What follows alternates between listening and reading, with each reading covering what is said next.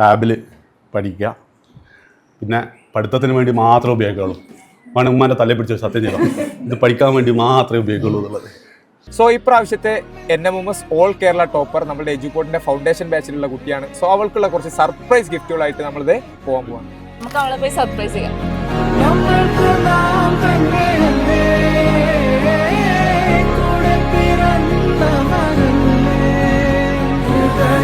ഫോണിൽ തന്നെയാണ് പഠിക്കുന്നതെന്നൊക്കെ ടാബിൽ പഠിക്കുക. പിന്നെ പഠിത്തത്തിന് വേണ്ടി മാത്രമേ ഉപയോഗിക്കുള്ളൂ. ഉമ്മാൻ്റെ തലയിൽ പിടിച്ച് സത്യം ചെയ്യണം, ഇത് പഠിക്കാൻ വേണ്ടി മാത്രമേ ഉപയോഗിക്കുള്ളൂ എന്നുള്ളത്. ബുക്ക് വായിക്കണ പരിപാടി ഇല്ലല്ലോ? ഉണ്ട്. വായിച്ചു തുടങ്ങി.